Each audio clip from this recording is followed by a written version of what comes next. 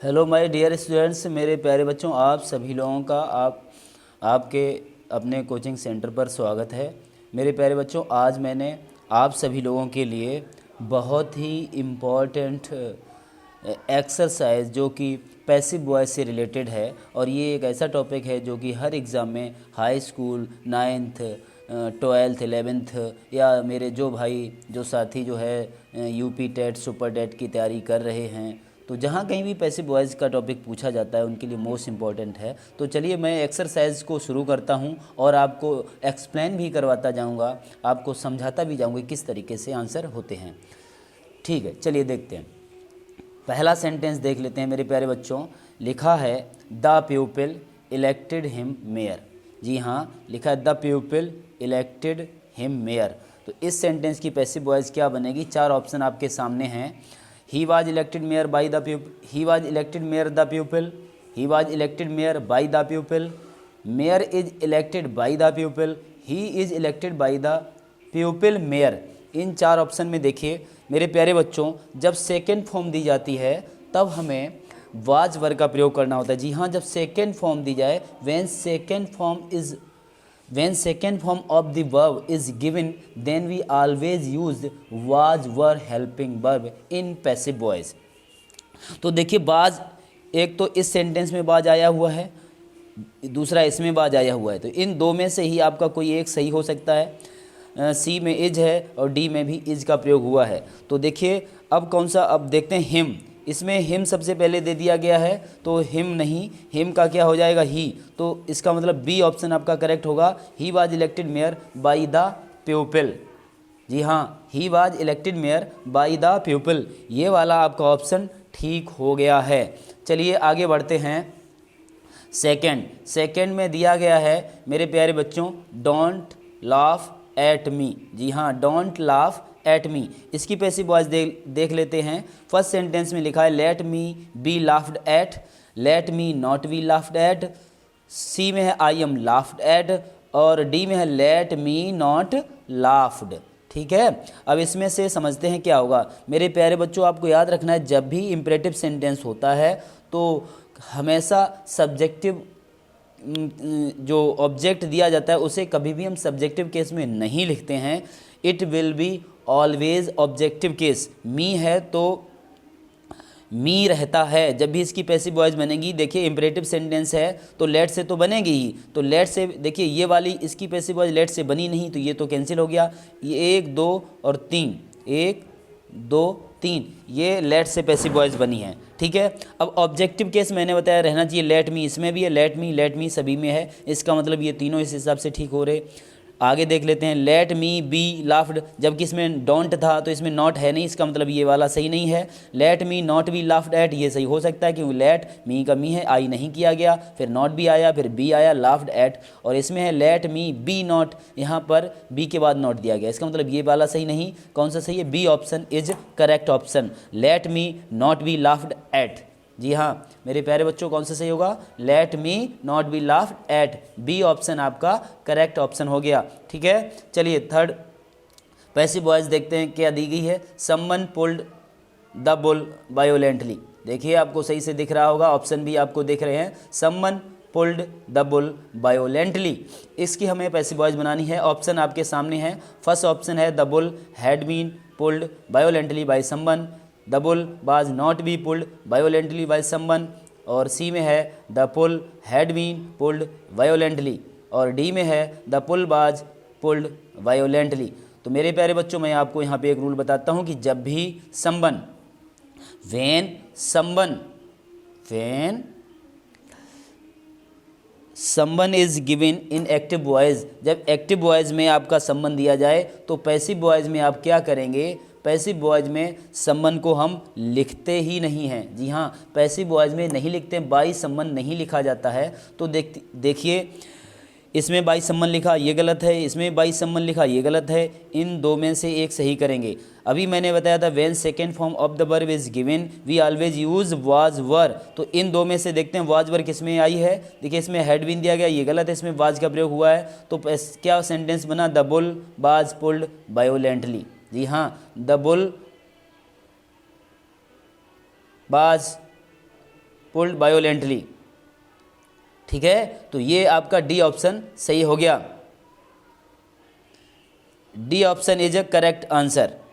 ठीक, नेक्स्ट है fourth sentence की तरफ हम बढ़ते हैं। वाई, ये ऑप्शन आपके सामने है।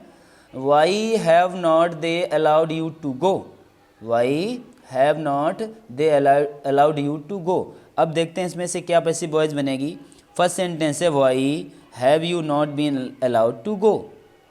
क्या है? Why have you not been allowed to go, why have not you been allowed to go, why are you not allowed to go, why were you not allowed to go, why you were not allowed to go. तो मेरे प्यारे बच्चों, जब भी have not या has have और third form आती है तो पैसिव वॉइस में हैज़ बीन हैव बीन लगती है। तो देखिए यू था इसमें ऑब्जेक्ट, तो यू को हमने सब्जेक्ट बना दिया और फिर उसी के अकॉर्डिंग हमने हैव बीन का प्रयोग किया है। इसमें भी आया है हैव नॉट यू बीन, इसमें भी आया है। तो इन दोनों में से ही एक ऑप्शन सही होना चाहिए, लेकिन इसमें वाई के बाद यू दिया गया, इसमें वाई के बाद हैव दिया गया। ऊपर वाले सेंटेंस में देखिए वाई के बाद हैव ऑलवेज जो है हमेशा क्या होता है, जो क्वेश्चन वर्ड होता है उसके बाद हेल्पिंग वर्ब आती है। तो ये वाला बी ऑप्शन करेक्ट है, why have not you been allowed to go, B option is correct option. ठीक है, समझ में आया कि नहीं? अगर कोई प्रॉब्लम है तो आप पूछ सकते हैं, कमेंट में बता सकते हैं। तो चलिए आगे देखते हैं एक्सरसाइज में। चलिए देखिए क्या दिया गया। 5th नंबर में दिया गया है, एक मिनट, हाँ देखिए, तंबाकू manufacturers are making considerable efforts to gain new clients. जी हाँ, सेंटेंस है तंबाकू manufacturers are making considerable efforts to gain new clients. अब आप ज़रा गैस करिए कि इसमें से कौन सा ऑप्शन ठीक होगा पैसिव वॉइस में। फर्स्ट सेंटेंस में लिखा है considerable effect are being made by tobacco manufacturers to gain new clients. Considerable efforts were being made by tobacco manufacturers to gain new clients. Considerable efforts are made by tobacco manufacturers to gain new clients. To gain new clients by tobacco manufacturers, considerable efforts are being made. तो मेरे प्यारे बच्चों देखिए, जब भी passive voice हम बनाएंगे तो पहले हम देखते हैं कौन सा टेंस दिया गया। आर मेकिंग दिया गया है, तो आर मेकिंग से मतलब प्रेजेंट कंटिन्यूअस है, इसका मतलब हमें is being, am being, are being हमें करना होगा। तो देखिए इसमें आर बीइंग इसमें भी है, इसमें वर बीइंग है, मतलब बी ऑप्शन तो आपका कैंसिल हो गया, ये बी वाला तो सही है ही नहीं। ठीक है, फिर इसमें देखिए आर मेड, इसमें बीइंग का प्रयोग इसमें भी नहीं है, ये भी सही नहीं। इसमें दिया गया है to gain new clients by tobacco manufacturers considerable efforts are being made, इसमें बीइंग दिया गया। कुल मिलाकर डी ऑप्शन या तो सही होगा या आपका ए ऑप्शन सही होगा। अब इन दोनों में से हम देख लेते हैं कि कौन सा सही है। देखिए आर मेकिंग वर्ब आपकी दी गई है और ये आपका ऑब्जेक्ट दिया है कंसिडरेबल एफर्ट्स, तो इसमें सबसे पहले आया कंसिडरेबल इफेक्ट, सॉरी इफर्ट नहीं, इफेक्ट नहीं इफर्ट है, यहाँ पर इफेक्ट लिखा है और इस वाले में एफर्ट्स लिखा था। तो यहाँ पर कंसिडरेबल इफेक्ट जहाँ पे है, यहाँ कंसिडरेबल एफर्ट्स होगा, यहाँ पे गलत प्रिंट है। तो कंसिडरेबल एफर्ट्स मानिए, उसके बाद में आर बीइंग दिया गया, एफर्ट्स यहाँ प्लूरल में था, यहाँ गलत प्रिंट है। तो कंसिडरेबल एफर्ट्स सही है, ऑब्जेक्ट आ गया आर बीइंग बिल्कुल सही, हेल्पिंग वर्ब आई है, मेड भी सही है, बाई टबाको मैन्युफैक्चरर्स भी एकदम सही है, और टू गेन न्यू क्लाइंट्स ये जैसा इन्फिनेटिव दिया गया था वैसे ही जोड़ दिया गया। कुल मिलाकर ये ए ऑप्शन बिल्कुल करेक्ट है, ए वाला सही। जी हाँ, देखिए कंसिडरेबल इफेक्ट ऑब्जेक्ट आ गया, are being according to subject verb हो गई, मेड हो गया, बाई लगा के हमने टम्बाकू मैन्युफैक्चरर्स लिख दिया और टू गैन से वैसे उतार दिया। तो option A is a correct option. जी हाँ, option A is a correct option. तो चलिए अब आगे देखते हैं 6 नंबर में लिखा है has anyone done all the work. इसकी हमें पैसिव वॉइस बनानी है। Has anyone done all the work, तो ऑप्शन आपके सामने, have all the work been done by somebody, somebody has done all the work has been done by somebody, has all the work been done by somebody. मेरे प्यारे बच्चों, इसमें देखिए interrogative sentence present perfect का दिया गया है, तो इसकी जब हम पैसिव वॉइस बनाएंगे तो हैज़ बीन हैव बीन का प्रयोग होगा। तो देख लेते हैं किसमें हैज़ बीन हैव बीन आया। फर्स्ट वाले में देखिए have all the work been है, इसमें है ही नहीं, तो मतलब बी वाला ऑप्शन गलत है। द वर्क हैज़ बीन है, ये सही हो सकता है। Has all the work been, ये भी सही हो सकता है। मेरे प्यारे बच्चों, जब भी सब्जेक्ट में एनीवन दिया जाए तो पैसिव वॉइस में उसका हम क्या कर देंगे, समबडी कर देंगे। तो देखिए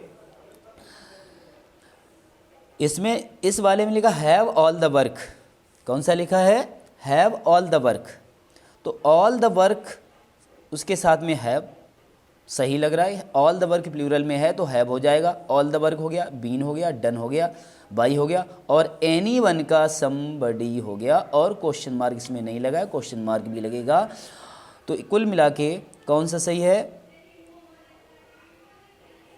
ए ऑप्शन सही है। इस वाले में क्या, ऑल द वर्क के साथ में हैज़ लगा हुआ था, तो 6 का पहला वाला सही है, तो बनेगा all the work, sorry, have all the work been done by somebody. ध्यान रखना मेरे प्यारे बच्चों, जब एनीबडी अगर सब्जेक्ट में आए तो पैसिव वॉइस में क्या हो जाए, समबडी हो जाए। इसको आप नोट कर लें, इसी तरीके के सेंटेंस तो एग्जाम में आते हैं। जी हाँ, चलिए वीडियो बड़ा हो रहा है तो बस लास्ट 8 तक करवाएंगे, इसके बाद कल करवाएंगे। 8वां देखिए, he was obliged to resign, he was obliged to resign, इसकी हमें क्या करना है, इसको एक्टिव वॉइस में चेंज करना है। He was obliged to resign, तो देखिए कैसे बनेगा, he was made to resign was his obligation, circumstances oblige him to resign, resignation oblige him. तो यहाँ पर देखिए, यहाँ पर एक पैसिव वॉइस ये बनी हुई है, तो इसमें क्या है, यहाँ पर एक सब्जेक्ट में से सर्कमस्टांसेस, तो जब भी इसकी एक्टिव वॉइस बनेगी तो सेंटेंस में सबसे पहले आ जाएगा सर्कमस्टांसेस, फिर बाज था तो सेकेंड फॉर्म लगी ऑब्लाइज्ड, ही था तो यहाँ ऑब्जेक्ट में हो गया हिम, टू रिजाइन वैसे ही। तो मतलब इसका सी ऑप्शन सही हो गया, बहुत ही अच्छा सेंटेंस है, circumstances oblige him to resign. इस सेंटेंस की जब हम पैसिव वॉइस बनाएंगे तो बनेगा he was obliged to resign.